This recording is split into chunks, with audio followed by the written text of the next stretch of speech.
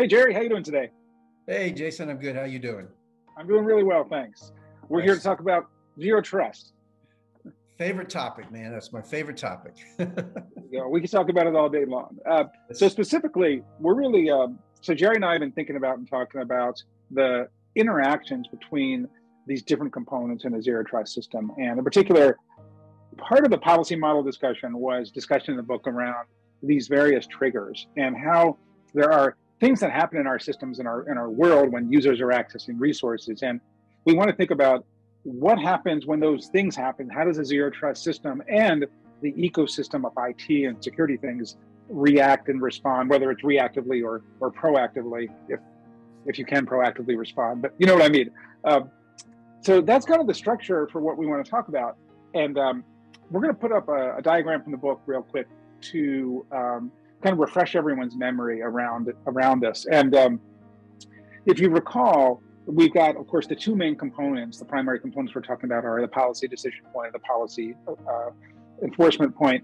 And we structure this in a way for these four principal triggers: things that happen when an entity authenticates, when it accesses a resource, when there's some sort of session refresh that happens at various points in time. And we kind of put a stake out there that said, okay, maybe this happens every 2 to 3 hours, but really it could be very different. And then something that happens arbitrarily, right? There's some sort of external system trigger. And I think, Jerry, going through this, we're going to take those things at face value, right? I don't think we want to debate how often a session should refresh. We're just going to say, okay, those things happen periodically. And then we want to focus today on, okay, what happens across the ecosystem? And I think we're going to start off with certainly your favorite area of identity and identity provider.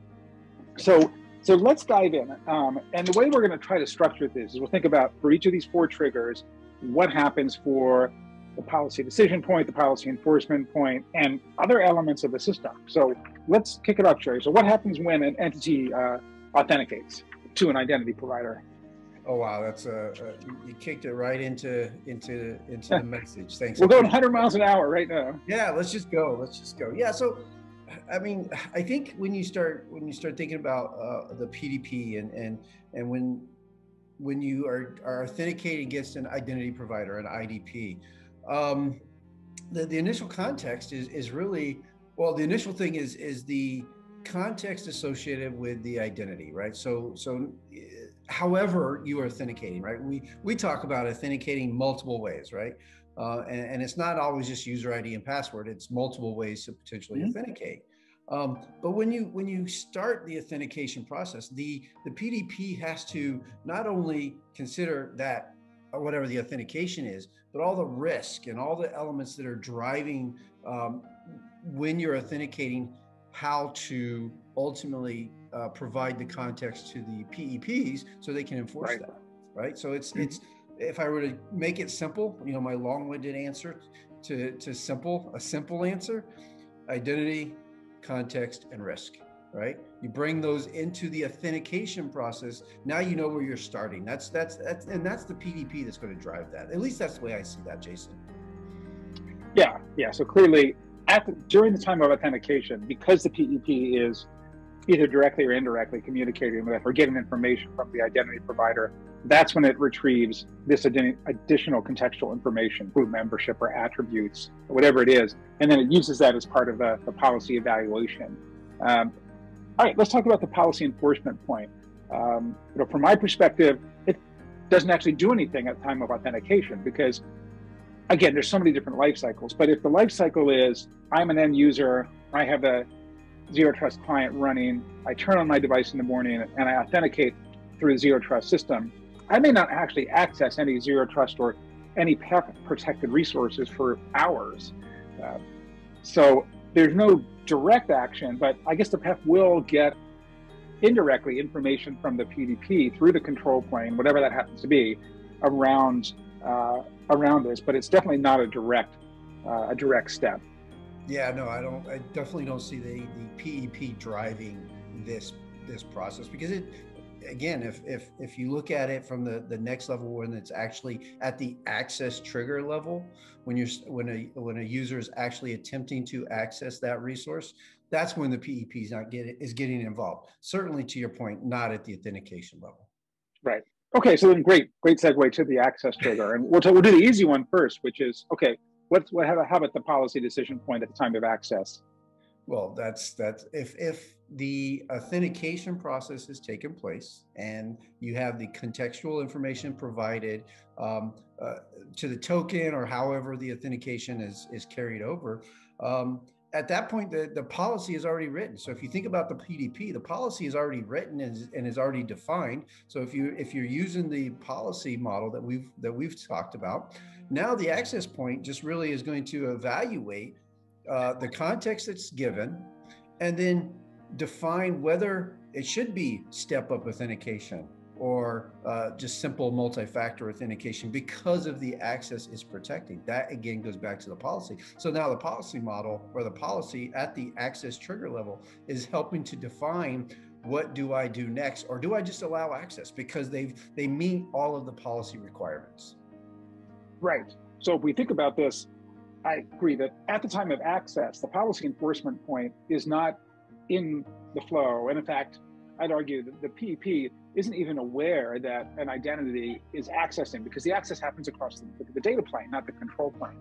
And when it does, of course, it has to go through the policy enforcement point, and the PEP will absolutely do all the things that you just mentioned. It will perhaps enforce some sort of step-up authentication. It will do some sort of additional evaluation. Right now, we're just trying to talk about identity attributes. So the identity context, so this is interesting, may or may not actually be used by the policy enforcement point at the time of access. Definitely, if there's a risk level, we would say, yes, that policy enforcement point might force step-up authentication or it might not. But there are lots of other identity attributes that the PEP may be aware of, and it may or may not actually use them. I would think that in most systems, the bulk of the decision is, or the bulk of the evaluation is done by the policy decision point earlier in the process. But I could imagine that the PEP is maybe doing some things such as, I don't know, what if it's enforcing a time of day? That's not really an identity attribute, but it's an attribute. Right. It's an attribute, I think from an access perspective, you have to take into consideration, well, if I'm getting a context, if I not necessarily a context, but if I'm getting some sort of security token, an authentication token, and as an access point, I'm looking at things associated with that token, where it may be depending on the technology, it could be coming straight out of that token, right? Think of, if we're doing SAML-based federation and I'm sending across some SAML attributes in the envelope and or claims through that envelope, and then it has to evaluate those claims and then give access. That's certainly one way, right? But it could be any attribute, and it may have the capabilities to reach back into maybe it's the identity provider to get things, to your point, the roles associated with that user, to determine should they still ultimately, or should they still have access to this resource. And I think that's tightly integrated with the identity, regardless of what that resource is. And I may be kind of going back a little bit into the concept of web access control, if you think of that. And I think, Jason, when you and I met so many years ago, I kind of equated some of the stuff that your organization does, network access control or network layer. But it really is providing the capability to understand the identity, understand the attributes or possible attributes or roles or groups or whatever, however you want to define that, and then provide that access. And that's at the identity layer, right? That's understanding the identity. And if, and without rambling on too much, if we talk about the policy model, I think the PEP has to understand the policy and be able to support whatever the policy is driving. So if we think about what a policy could be, it could include the necessity to get additional information just to define, well, how is this policy enforced? Does that make sense? It does. I think that a lot of what you just talked about, not all of it, I think a lot of it is more properly handled by the policy decision point and then the policy enforcement point. And the reason is that a lot of those things that you talked about change on a very infrequent basis, a business process basis. So getting added to a group or other identity attributes, I mean, that's going to happen once a week or once a month, or even less frequently for some individuals. So, to me, it makes a lot more sense to do that at a time of authentication or at the time of a session refresh, as opposed to the time of access. I mean, to me, you want to have the policy enforcement point be as efficient as possible and have as few dependencies as possible, because the last thing you want is when you have 10,000 users or 50,000 users trying to access applications, to have the PEP have to make outbound calls to an identity provider to retrieve an attribute that never changes more than once a month. So I think that and probably in most zero trust systems, as the readers and viewers here design this, of course, there's going to be a ton of flexibility, and you can always extend these things with scripts, but think carefully about the rate of change of some of these attributes and where the appropriate enforcement point is. And I think we have a table that kind of outlines some of those things in the book, where we say, look, here, these things change really frequently, and these things change infrequently, and these things in the middle. And that should be a guide to you about where you want to do the reevaluation of those, whether it's in the enforcement point or the policy decision point, or even outside of that, in some sort of process for updating policies, for example. I think, and I agree with you, Jason. I think you're absolutely right. And yeah, I think we did cover that. We had a full table on those attributes that may change, how often, and so forth. But the only, if I take this down to a technology level, sometimes the authentication token that is required doesn't have the bandwidth, right? If you think about things like session bloat or token bloat, can drive you away from having the PEP or having the PEP only enforce what it knows about and not have the capabilities go further, because you don't have the capabilities from a session perspective to manage all of those potential things as it goes to that resource. So at the authentication layer, if we think about that, I don't have the capability to define all access across it as much as I want to, right? In some cases, from a technology perspective, you don't have that capability, and you need the PEP to do some of that. Well, let me reach out and just make sure that they have exactly what they need to do. And that's just, I think that, to your point, Jason, I agree the PEP 100% needs to be streamlined and have the capabilities to support what you said. But I also think we have to have some almost a reality check. I don't want people to think, well, they're just dreaming stuff up. We want to have the capabilities to define what it is they need to do and how to support that. Yeah, it is. I think I view it as, it's the PEP's role, the policy decision point's role to kind of evaluate and pre-digest this and make it so the PEP can be as lightweight as possible. There are definitely things the PEP has to do, which really takes us away from identity and more toward a workload discussion around evaluating and looking at the workloads and the attributes of the workload that are definitely part of the policy. But before we leave identity, I want to talk about the external system trigger. Yeah. And it gets us back to our point of, okay, there's a business process and someone gets added or removed from a group. And clearly, the whole point around zero trust is that it's dynamic and it's adaptive. And the last thing we want to do is go back 20 years where you're on the phone with IT and they say, okay, we'll sign out and sign back in. Because number one, it's terrible. And number two, if you don't have that real-time capability, it's such a barrier to so many other benefits of zero trust, of having it adapt to risk levels or new workloads being created, et cetera.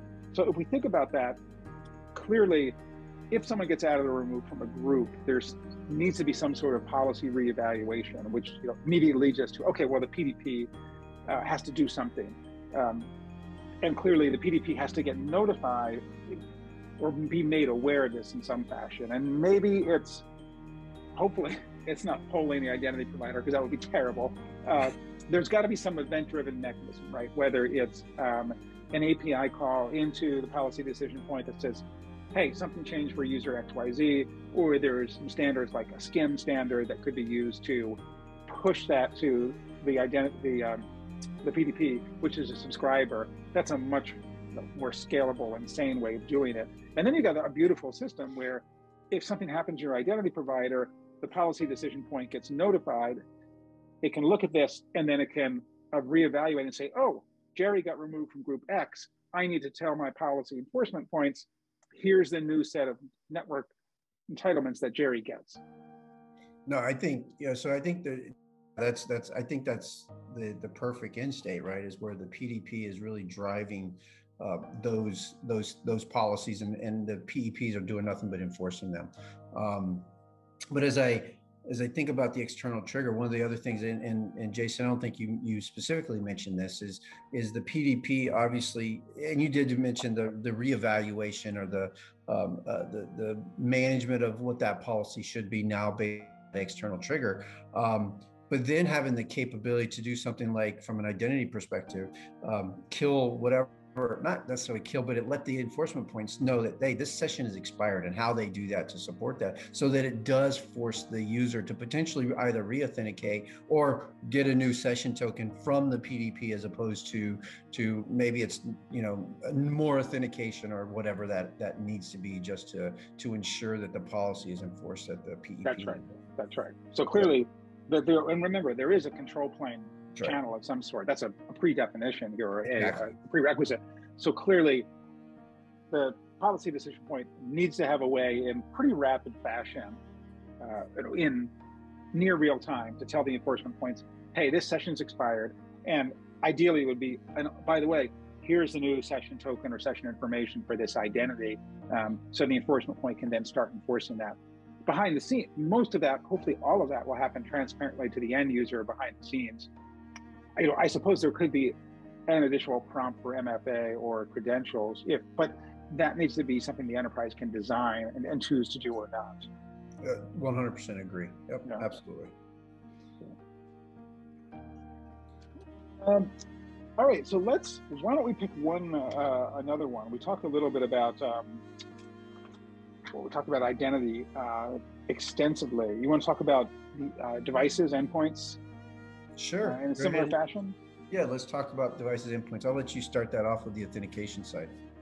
Okay, so let's talk about the authentication trigger. Now, clearly, device posture check, as we know, is an important attribute or element of the overall context. So clearly, at the time of authentication, the policy decision point needs that information to whatever degree the enterprise wants to include it in the policy.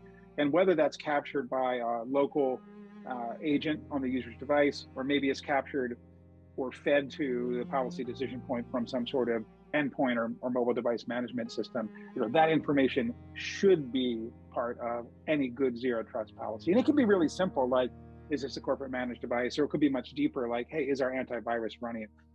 Are they on a fairly recent version of the operating system? Do they have patch XYZ installed? Those are important things that the policy decision point needs from a device perspective at the authentication trigger.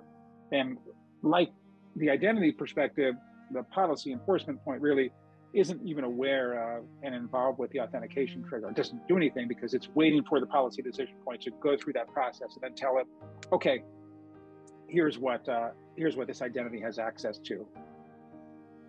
No, yeah, that's exactly right. And if you start thinking about it from the I'm going to do it again, Jason. I'm going to move into the access trigger side of this, unless you want to continue. No, that's the next step. Yeah.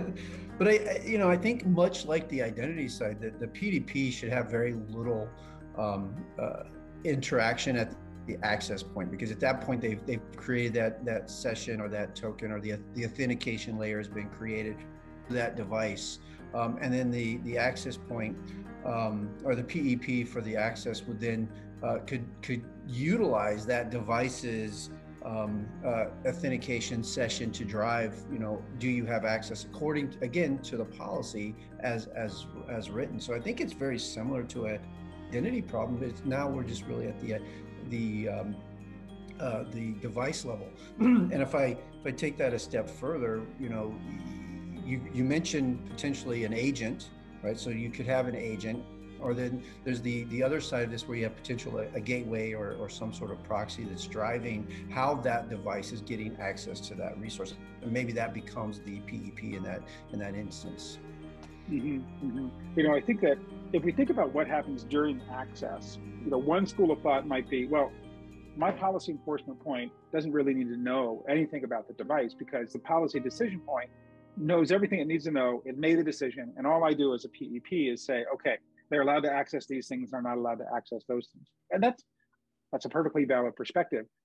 I would say that there are some realistic and pretty powerful scenarios, though, where you do want to provide device attributes to the policy enforcement point that it does make some decision on at the point of access. And that might be deciding whether to allow access or prompt for step-up authentication. I mean, clearly, if access is blocked, then the PEP wouldn't even be told by the policy decision point that they would ever get access. But if it's conditional, if it's based on, for example, yes, Jerry has access to this web app, but if he's on a corporate managed device, great, he goes straight through. If he's on a personal device, I need to prompt him for step-up authentication. And that, I think, is a great example of a device attribute that flows through, and the policy enforcement point has to do something with it because of its unique nature running in line there. Yeah, no, that's exactly right. And so what would you say, Jason, from an accession perspective? How does, I obviously think that in a zero trust world, our notion of on devices and session expiration, and I think in today's world, it's, we're going to give it for 24 hours as an example, right? I think that's not at the device layer, not necessarily the best way to handle this. We need to make sure that PDP is engaged at a higher rate. And I think we called it out at some point, whether it's a 2 to 3 hours. But I think the question I would ask and I would pose, Jason, is your thought around your thoughts of, is that the same at a device level as it is as a standard user level? I think certainly if you think about device attributes, even within that, this microcosm, some of those things are going to change very infrequently or never, like the operating system.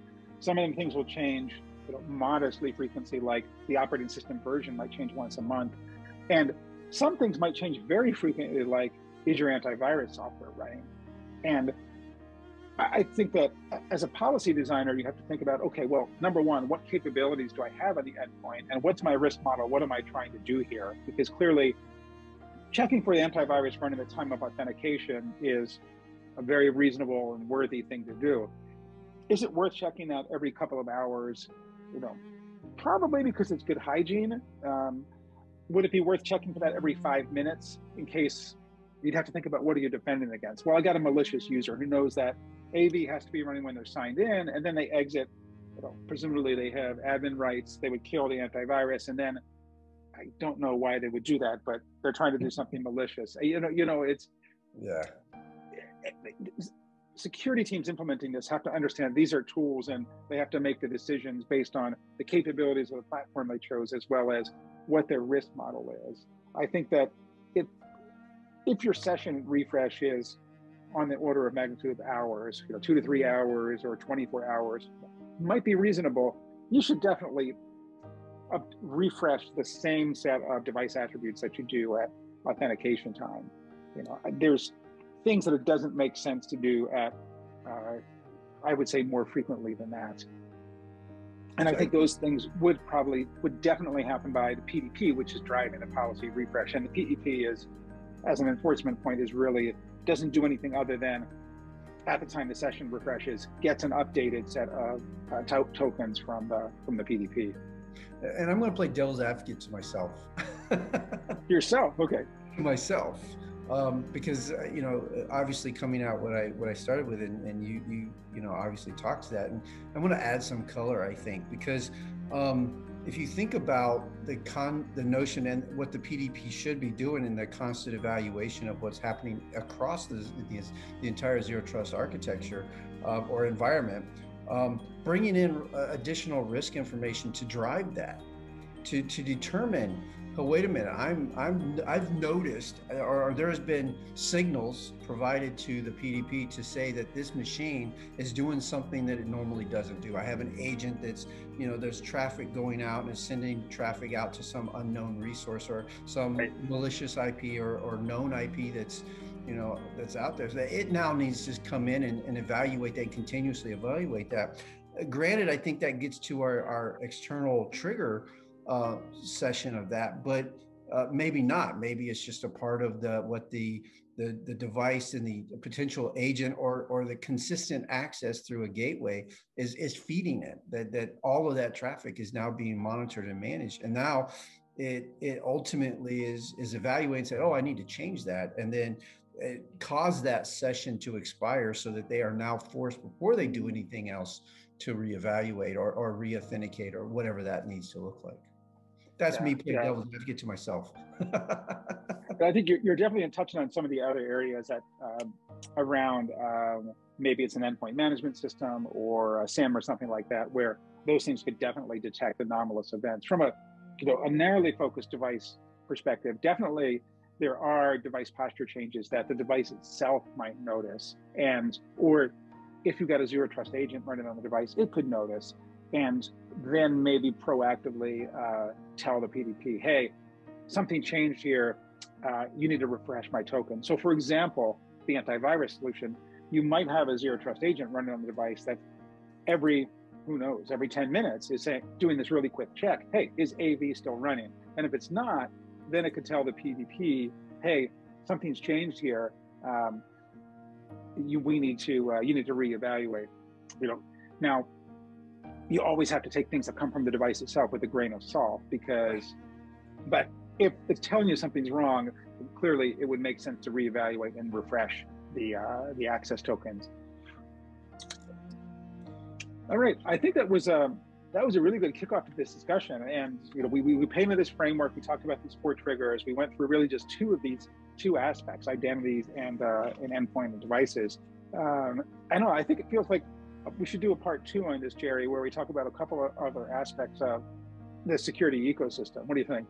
No, I love it. Let's do that. Let's do another part. Let's expand upon this a little bit more, drive some more scenarios with different part of the ecosystem to drive this home. I think that's a great idea. Appreciate that, Jason.